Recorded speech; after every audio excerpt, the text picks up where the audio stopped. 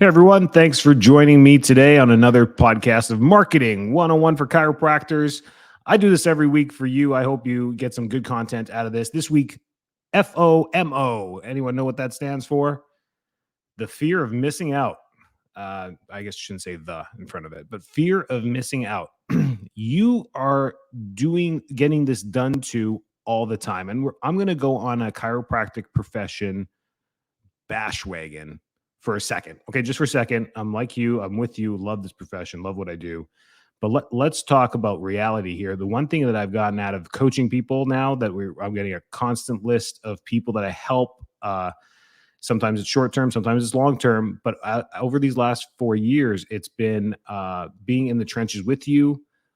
Sometimes we have conversations where I'm on the other end trying to hold back tears because I feel what you're going through in the moment. But the fear of missing out is a marketing tactic. Let's be honest with you. It's done all the time.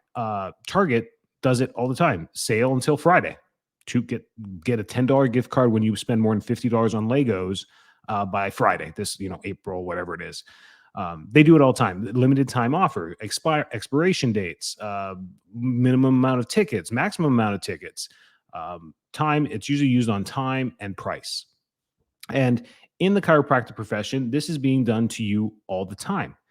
Where I'm going with this is that as a culture, we sometimes get sucked into the flow. And as chiropractors, we hang out with chiropractors. We want to talk to chiropractors. We avoid certain chiropractors because of the way they think, almost like political. It's almost like it's political. But the fear of missing out is very real, and it's psychological. And more importantly, it's emotional. It's very emotional. So in our profession, it's great when we're doing it in our offices for our practice members, like Women's Night of Indulgence or Patient Appreciation Day, or whatever annual anniversary that you do. Limited amount of seats. There's only so much space. We're only going to have so many mini massages. We're only going to have so much chocolate and so much wine, and it's only going to be for 3 hours, and it's only going to be this night. But it's wholesome. It's organic. It is for your community. It is for your patients. You're trying to do something good. You may charge a fee for it to cover, expenses, $5, $10, $20 to be there. You may do it for free, but it's organic. And I think that is the strength of our profession. It's the strength that you carry. It's why you became a chiropractor. When I talk to people, I'm like, why'd you become a chiropractor? How'd you get into it? It's always the stories, right? I saw one as a kid. I did this. We have our stories. Some of us never, even saw chiropractic as kids, and we just ended up liking to get into it, or failed the MCATs, whatever it may be. We got into it, couldn't get into dental school, whatever it may be. We got into it, and what keeps us as a chiropractor afterwards, because almost 50% of all graduates in chiropractic do not practice chiropractic. They end up doing something else. They're financial planners, insurance brokers, whatever. They end up not working. So the 50% of us that continue to be chiropractors, we share one thing in common, and it's truly philanthropic to the community. Every single one of us. I've met the hyper successful chiropractors that adjust people that make a lot of money, and they still have that philanthropy. And the ones that struggle have philanthropy, and all the rest of us on the middle have philanthropy. So we all are philanthropic for people. I think you have to be to want to adjust them without drugs and surgery, and cut try and get them the best health that they can naturally, right? I think we all share that. But where I'm going with this is that we do this from a good perspective. Marketing does this from a manipulative perspective, right? The FOMOs and everything is to try and get to make the sale. Now, if it's for 2 cheeseburgers for the price of 1, that can't be philanthropic. You can argue me on this, that food is food, but it's not good food, right? Chiropractors are not handing out cheeseburgers, right? So the whole point of this is, how do we use fear of missing out in a good way? And where I want this podcast to go is protecting you from all the shiny things and stupidity that is in our profession. We get sidetracked. We get in the trenches. We go into the valleys. When we're in the peaks, we're elated. We're happy. Tons of new patients, doing well, break a record month, record week of patients. We get elated. We get happy. We feel like we deserve it. And let me tell you what, you do deserve it. And then when we get into the valleys, we get sunk down. And I think that goes for everyone in any profession, in any career, in any situation. I think that's just part of life, peaks and valleys, right? The key is not to get too elated when we're at the top and not to get too low when we're in the valley. But when we're in the valley, the shadows of the peaks, I think, distract us and take away our vision a little bit.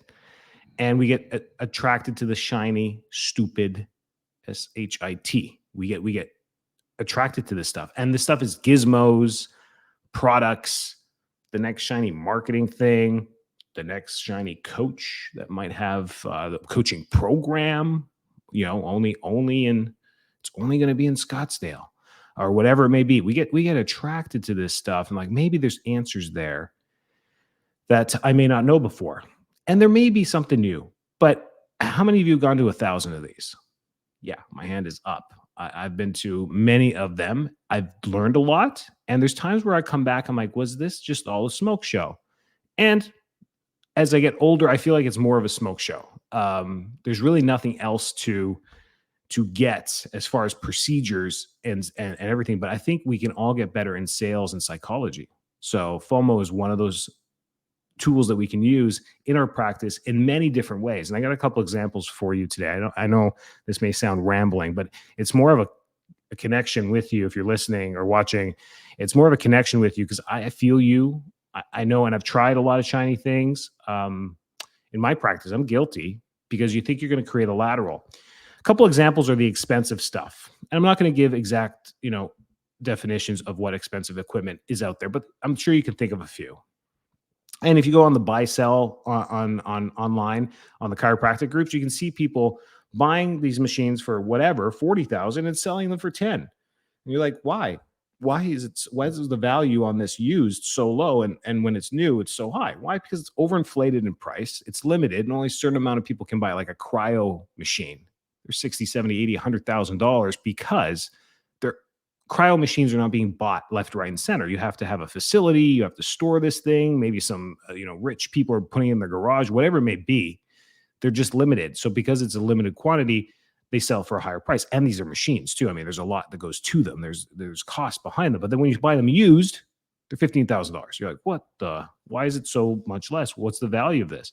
And hopefully in between the time that you bought it and sell it, or maybe keep it for the life of it, you made some money off of it.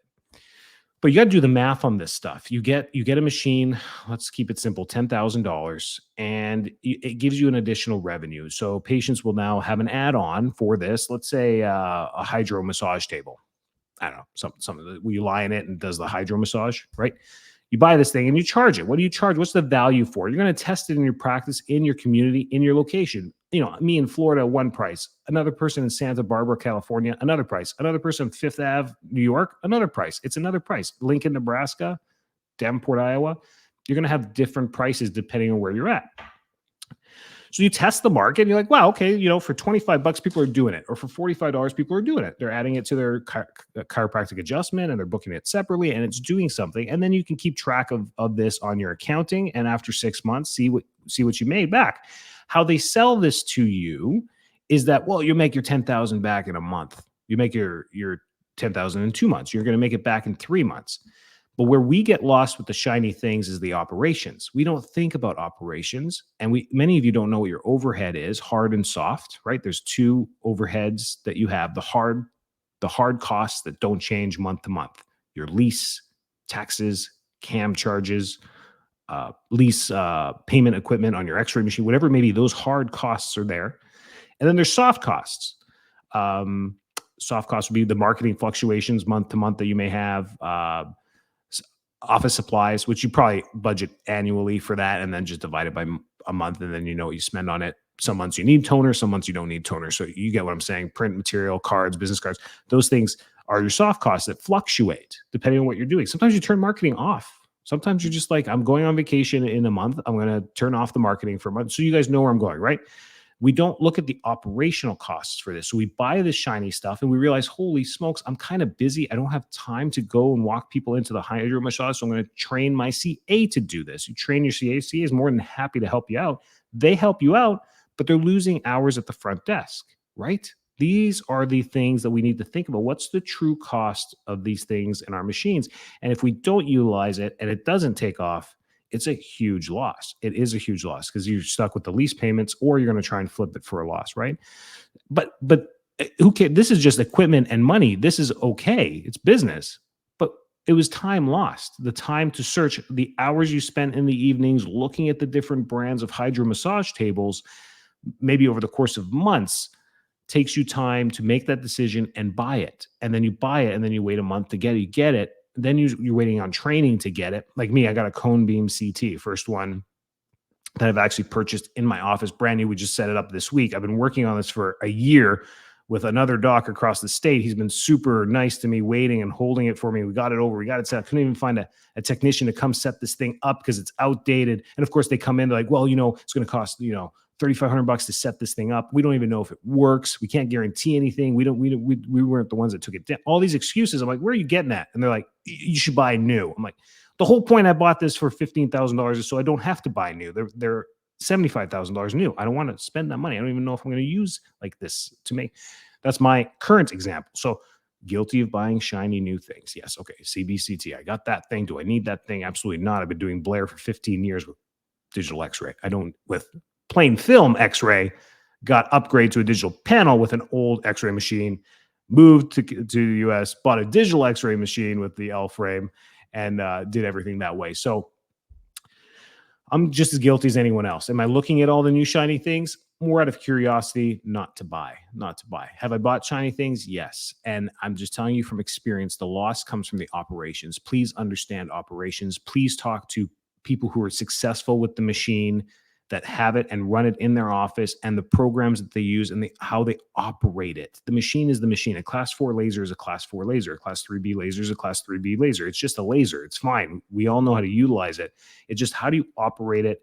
How do you maintain it? And then how do you function this? And then how do you market it? There's a component to this, and you can't just buy this stuff, put it in. This is where we fail, and you get upset, and you get buyer's remorse. It happens quite a bit, but it doesn't have to be. These things can work in the right practice, in the right system, in the right culture that you've created. If you're a multidisciplinary clinic, you do sports injury, you've created that, I adjust ankles, I adjust spines, I do, it's full body. Yeah, now you've opened up the culture to be like, yeah, we've got this laser. It's great for plantar fasciitis. We've got this new Graston tools. We got whatever the investment is that you put into your business. You have to know how to operate it. It's just the way it is. And then you create the FOMO, of fear of missing out, because it's limited time and you can only perform so many of these so many times. I hope that makes sense. I mean, we're getting sold to left, right, and center, both products, devices, material, events, seminars. You're getting, and it's just getting more and more expensive. And I think where I'm coming with this is like, I'm seeing these new commitments, like, come join our program for a year. We'll show you how to scale your business and do other modalities for $60,000. I'm like, $60,000? I am not charging enough as a coach. What is going on? And what's going on is we are taken advantage of. Plain and simple. I mean, you're going to talk to the owners of these businesses, and they're coming. They pretend like they're coming from a philanthropic spot, but really they're just testing it and seeing how much they can charge and how much they can make at the end of the day. That's truly what's going on. There is no plan for you to be successful. It's just hoorah, and be careful. Be careful when it comes to these machines. Be careful when it comes to this stuff. And my best advice for you is find other doctors that are doing it. The one that they refer you to, they're like, yeah, call Dr. Mike in Texas. He does this. It's great. Call him. Here's his number. You call him. I wouldn't just call Dr. Mike. I'd call Dr. Mike and say, hey, Mike, how are you successful with this thing? Bang, bang, bang, bang, bang. He rattles off why he's so successful. Then you start searching and seeing who else has these machines. And you call Sandy in California, like, California, Sandy, I'm Dr. Enrico. I'm thinking about buying that exact same machine you have. Tell me about it. And of course, this is what humans do. We did this with our Kia Sedona when we first bought it. And how do you like the Kia? Yeah, we did not like it. How do you like your Kia? Yeah, it's nice. It's okay. It's good. It's a good ride. It's new. It's only a year old. It's only, right. The sliding doors are great. It's a piece of crap. Okay. It is a piece of crap electrically. And okay, anyways, but the humanistic component to that is like, well, I made a dumb decision. This isn't working out, but I'm going to defend it by saying it's okay. We do not say it's okay anymore. We still have it after tons of batteries and tons of things to fix with it. We still have it because we have young kids and they trash it. And I don't want, I don't want a Lincoln Navigator that they're going to trash. That's just a simple component of this. But we keep it. When people ask us, like, how do you like it? Don't buy it. Like we cut them off before they finish this. How do you like a Kia? Don't buy it. Not a good car. Sue me, Kia, whatever you want. But that's just the way it is. But we defended it, and we defend things all the time. So as a coach now, I am unfiltered, ladies and gentlemen. Like you call me up and and I know about a machine. I'll know 6 other doctors that used it, 1 that did pretty good with it, and 5 of them that were like, nah, they flipped it or just sitting collecting dust. And I'm going to be honest with you. Don't get the DRX 9000. If you tell me this, because I know exactly how your practice operates, it's not going to fit in there. You're not going to market it properly. And holy smokes, might as well buy yourself a Porsche rather than buy that thing. So these are just examples. And if you're looking at the DRX 9000, please do not negate what I just said. I mean, those are great machines. And if you run a spinal restoration or spinal rehab practice, I mean, this thing could be a huge addition to your practice. So I'm not against any particular thing. I'm just using these things as examples for you on stay away from the shiny shit. Please just stay away from it unless you know it's going to fit in. You have to have a plan to do this. So how do we do this? How do we do FOMO? How do we do FOMO with what we have already? How do we create that culture? It's a great marketing culture to create. You're going to get better signups for your workshops. You're going to get better turnouts for your events. You're going to get better close rates on your care plans if you do this right. Not scare tactics, not anything crazy, but they're doing it to you. You're doing it to them organically. When you tell people ladies' night is going to be Thursday and we only have so many tickets and we can only do so many massages and you got to buy your $5 ticket now or else it goes up to $10 at the door. These are all FOMO, but you're doing it from a good place because you want them to have a good experience at the event, right? Good. How do we do this stuff with the stuff that we have? Events. Using online marketing to sponsor your events and to list your events. There's a lot of free platforms like Eventbrite and other ways, Meetup and all these other apps that you can use in your local community. Just look at the ones that get good turnouts. And when you go into a group in Meetup and it has 27,000 members in it, well, then that group in your area is active. There's a lot of people on it. If it doesn't, then maybe that's not the best one. Play around with different things. Eventbrite's not great in every town across the country because some places they use it, some places they don't. It's like Craigslist. Some people use it, some people don't. So creating that event on there, having a limited amount of tickets, making it free or a donation or whatever it may be, limited time for the first 25 people that come, little things like get this thing, hockey teams, football teams, baseball teams do that too. You get a free bobblehead for the first 500 or 1,000 fans that come through the door. You've seen this, you've heard it. That's what's going on there. So with your events, you can create FOMO, and it's such great marketing because you can boost this stuff on social media. You can be in the local community. You can post flyers in the local businesses that you work with. They're more than happy to support you with this stuff, but those are limited time things that you can do. The offers that you have in your business can be FOMO as well. We only have so many massages we can do per week, and Trisha is fully booked. If you book in her last few spots, get 10% off to fill her schedule so that she can plan her week with her kids. And then your schedule. Some of you don't even know you're sitting on a gold mine. Your schedules are full, but you're what's it called? Appeasing to your patients by trying to serve them for less wellness rates or whatever it may be. And you don't realize how full you are, that it's becoming difficult to fill in new patients. So what do? You work a little bit more, you stay a little bit later. These are signs that you're ready for an associate, or these are signs you're ready to scale your current practice if you're a solo provider. This is where I wanted to go with this whole podcast. I guess we could have made it 2 minutes, but instead I'm going to make it 20 minutes. This is where you scale it. You're going to raise your fees. You're going to raise your fees on your wellness plans and on your cash price if you feel like you're full. If your schedule is getting quite full, it's quite packed, and you feel like you're debating whether to add more hours, don't add more hours. Enjoy the freedom. Don't do that. Don't work 42 hours. Keep it at 32 hours. Don't add those shifts or whatever you do, 22 hours, 18 hours. Keep it and increase your fee.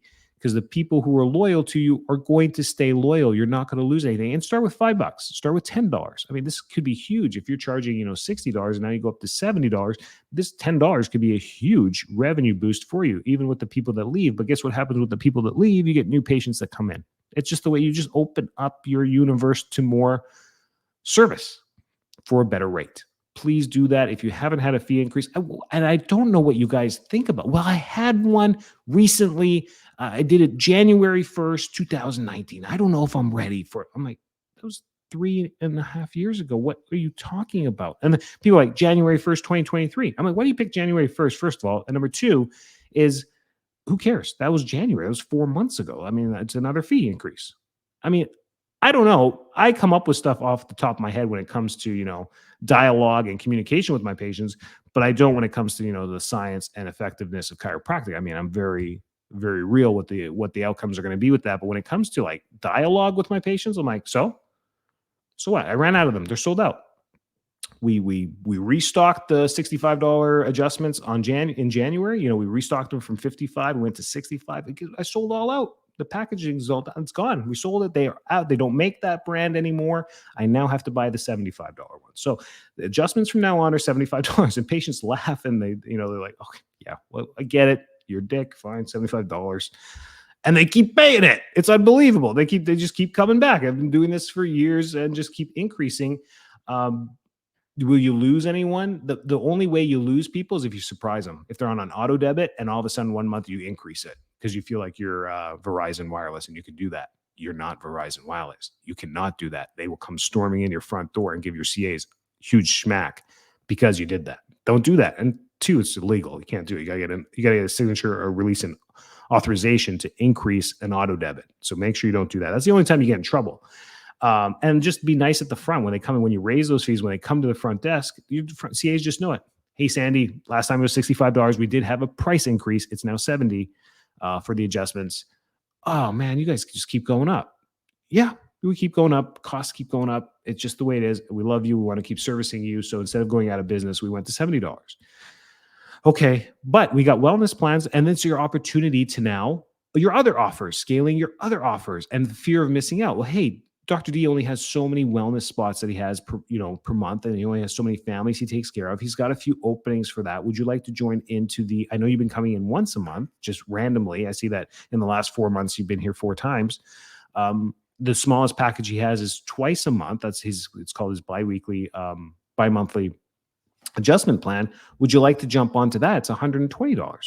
It's going to save you $10 a treatment. Now, the ones who are doing math are like, well, I come in once a month, 70. If I come in twice, it'll be 120. They're looking at the numbers.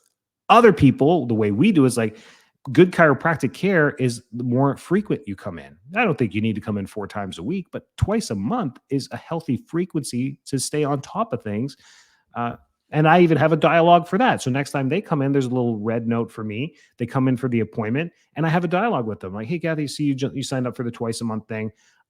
Ever since I graduated way back 15 years ago, the doctor that sold me his practice told me, I used to get away with once a month with, I don't think you will for your career. People are sitting longer. They are on their devices longer. This was before cell phones. I'm talking 2008 and before smartphones and all this stuff. And people are on their computers and they're on their smartphones. They're just more sedentary. I don't think you're going to get away like the 80s and 90s where I got away with adjusting people once a month. I think you really do. And he did. He honestly told me this as he, retired and went back to Hong Kong.